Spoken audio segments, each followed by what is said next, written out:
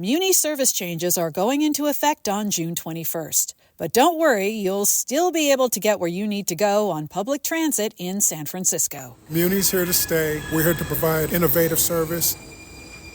Welcome to Taken with Transportation, the San Francisco Municipal Transportation Agency's official podcast.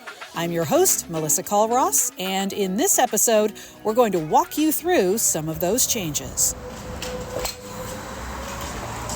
You may know that the SFMTA is in a financial crisis, like transportation agencies across the country.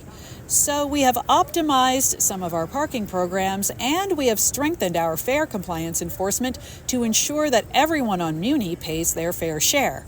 We slowed down hiring last year and have reorganized our structure and staffing so that the agency can run more efficiently. We also are trimming Muni service on a handful of bus routes at points where it's easy to transfer to another line.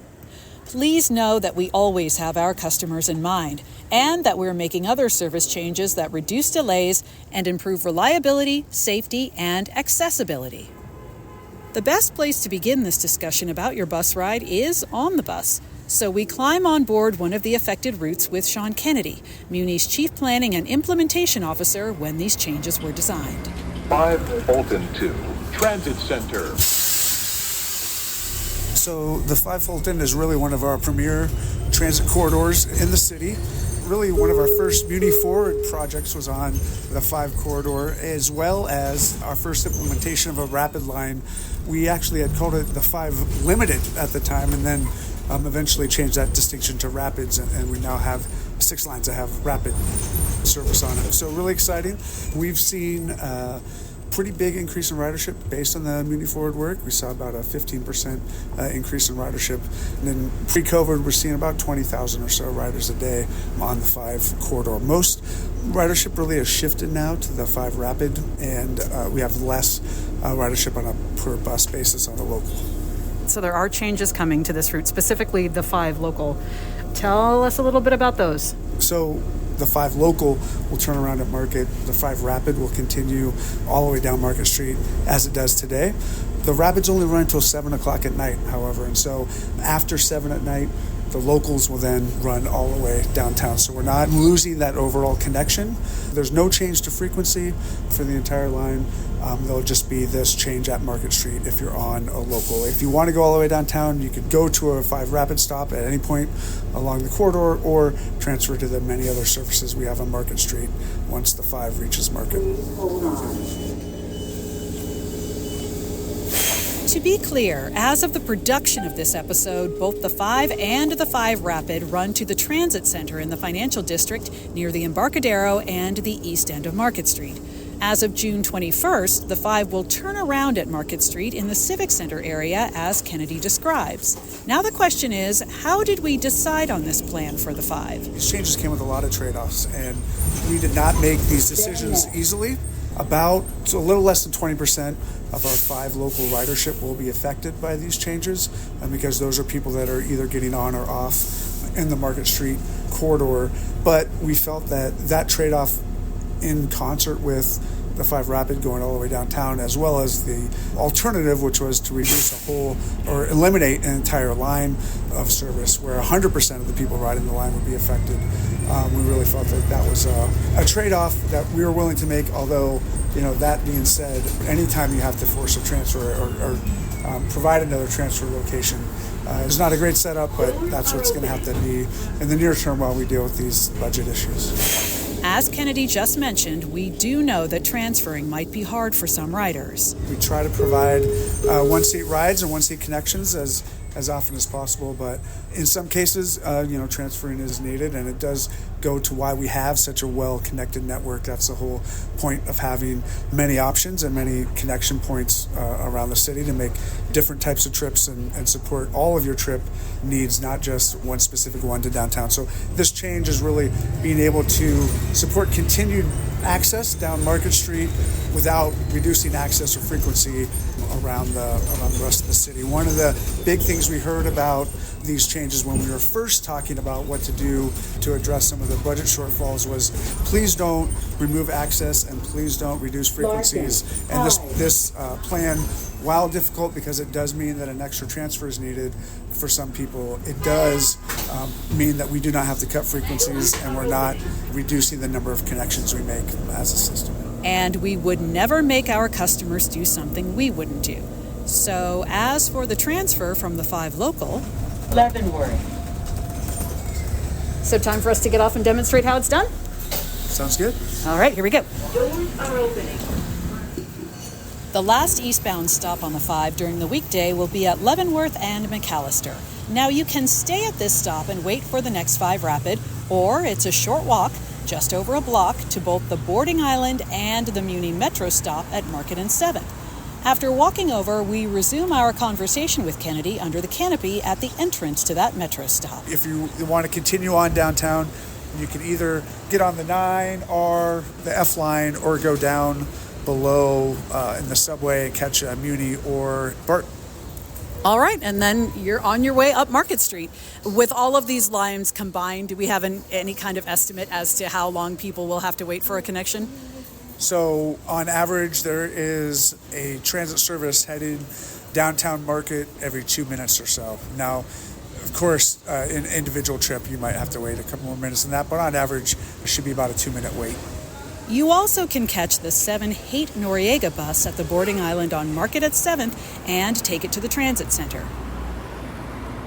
Another bus route that will be shortened on weekdays is the 9 San Bruno, and we're at the intersection of Market and 11th Streets to discuss that change. The 9 local will turn around here at Market Street, so there'll be no changes for the majority of the line. About 87% of the ridership should see no changes and actually might even see an increase in reliability along the line because the 9 during 7 a.m. to 7 p.m. hours will no longer go all the way down Market Street. Instead, it will serve this stop at 11th and Market. That'll be the last stop for the 9 local.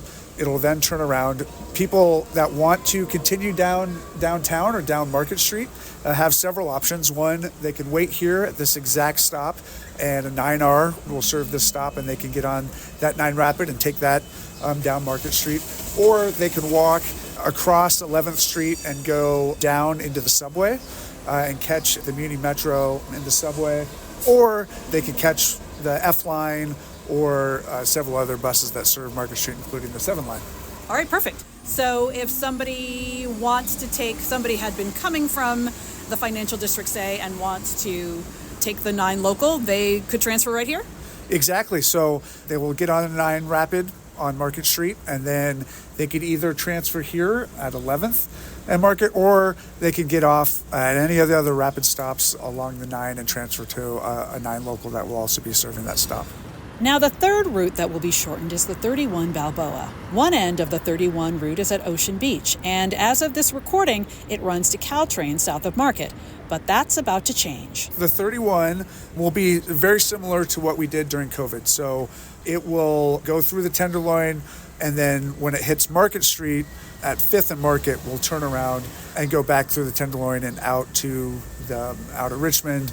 If you're going to Caltrain, or going really south of Market on 5th Street, you will then either walk that distance or walk 1 block over to 4th Street and catch the 30 long or the 45 bus that is going south on 4th Street from 4th and Market, and that will then get you to Caltrain.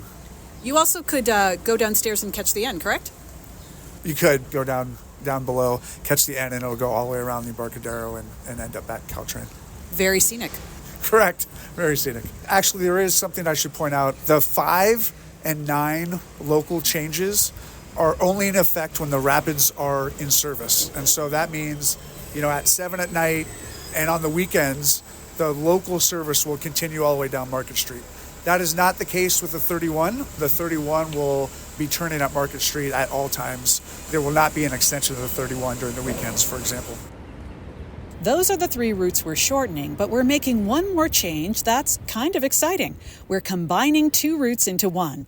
We walk over to Hayes Street with Kennedy to talk about the new route because Hayes is on it. The 21 line is going to be merged with the 6 Parnassus line. And so the 6 will continue to serve Golden Gate Heights and the hospital campus, then come up Masonic, and then merge with the 21 line and come all the way downtown, turn around at Market like the 21 does currently, and then head back out to the end of the 6 line. You know, that means that the 6 will no longer be on Haight Street. And so the 7 currently ends at 10, and, you know, we have been using the 6 to cover Haight Street between 10 and midnight. The 6 will now obviously be moved over to the 21, and so we are extending the 7's hours to go from 10 to midnight. So there will still be service on Haight Street between 10 and midnight, and the 621 will be operating to midnight as well. You know, here we are in Hayes Valley, which is such a vibrant neighborhood, especially this corridor down Hayes Street, and the 21 is so essential to that. This is an opportunity for people who ride the 21 to go even further west. Yeah, so you will, if you're in the Hayes Valley area, you'll now be able to go to the UCSF campus and really get essentially almost to West Portal. So that'll be a good connection point. Now, we didn't plan these service changes in a vacuum. We wanted feedback from our customers and the community at large, and so we asked for it. And then we listened. That's why no lines have been suspended or eliminated, and why we haven't slowed down frequency. We have met SFMTA Transit Director Brent Jones at the Van Ness Muni station to talk about how important the input from our customers was in this case, especially just a few years after the pandemic. We've spent the last 6 years trying to build up the Muni service, build back the Muni service. And for us, having to do cuts was a bit counterintuitive for years of work that we have been completing prior to that fact. There were no good decisions that we could make, so we really took the feedback that they gave us and coming up with different solutions for the MTA board to consider. But for us as a staff that's built on delivering service and serving our customers, it was very, very difficult to even put those options in front of our board and to actually have to execute them. And Jones says we want customer feedback all the time, not just when we have to make difficult service decisions. Building a collaborative relationship with our customers regarding the Muni service is what's really important for us. So in order to partner, we have to hear them and kind of meet them where they're at, just to understand how best we can serve their needs in the short term and also in the long term. So is it safe to say this is something we do regularly? This is something that we do regularly, but this is something that we want to double down on. Whether we're meeting with people once a month or once every 2 months, we really want to double up on that and really get that feedback and that collaborative relationship. And we'll continue to work with our customers once these service changes go into effect. We'll be providing information on how best to adjust to the way the new service is working, and also be proactive and give us real-time feedback on what your experience is. We're starting in a specific place, but we do anticipate being able to make improvements incrementally, and we're really at a place where even though we've taken some loss to our service, we have already started planning on how to be more efficient with the service that we will be bringing and already laying down a roadmap for how we can build back better. It's also important to remember that even though we've had to make these changes and even though we're in a financial crisis, the trains and buses are still running. Muni service is stable. I mean, we've spent many years building trust, and we continue to work on growing that relationship with our customers. What it means to us to have a relationship with our customers is a priority. We want this not to just be the SFMTA delivering service. We want this to be the SFMTA and the citizens of San Francisco building a great service together that meets all of our needs. And public transportation in San Francisco isn't going anywhere. Muni's here to stay. We're here to provide innovative service, and we are always open to how we're doing, good, bad, or indifferent. Thank you for joining us on Taken with Transportation. We're a production of the San Francisco Municipal Transportation Agency, and you can find the latest episodes at sfmta.com/podcast, as well as Apple, Spotify, our YouTube channel, or wherever you listen. I'm Melissa Call-Ross. Be well and travel well.